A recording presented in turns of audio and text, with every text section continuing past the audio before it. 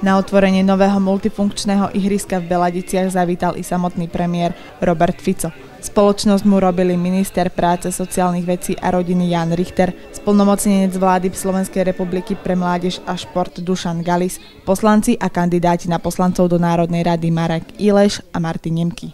Tí sa v nemalej miere spolupodielali na vybudovaní ihriska. Po slávnostnom prestrihnutí pásky starosta Beladic odovzdal premiérovi malý darček. Kryštálová váza futbalová, pamiatka na otvorenie multifunkčného ihriska. Premiér nezaprel svoje futbalové zručnosti a otvorenie ihriska ukončil prvým oficiálnym výkopom do bránky.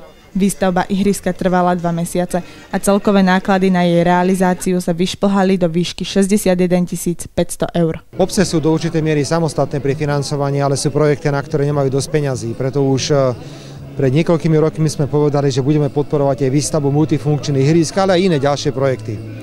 Takýchto ihrísk, ako tu vidíte, už bolo postavených 800 a je o ne obrovský záujem. A myslím si, že aj tu u vás v obci, alebo tu v Beladiciach bude využívané maximálne. Áno, ak bude ďalej záujem a budeme súčasťou vlády v tomto projekte, budeme pokračovať. Vláda prispieva sumou 40 000 eur na jedno ihrisko a potom záleží od obce, aký projekt si vyberie. Môže to ihrisko stať 60, 65, 70, už podľa možností obce.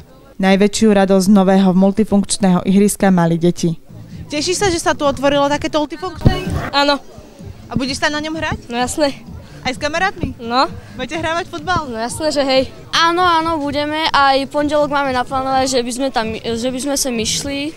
Po odovzdaní ihriska Martin Nemky a Marek Ileš pokračovali do Veľkých Chindíc. Tam ich čakalo ďalšie stretnutie s občanmi.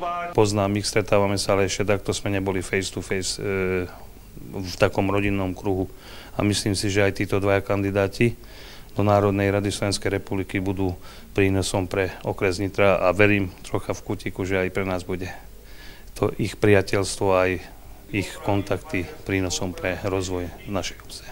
A ja si myslím, že pri takom príjemnom posedení, pri príjemných pochutinách sa dá proste príjemne posedieť a dajú sa zaspomínať, respektíve dajú sa rozobrať témy, ktoré nás dneska alebo v dnešnom dni a svete kvária.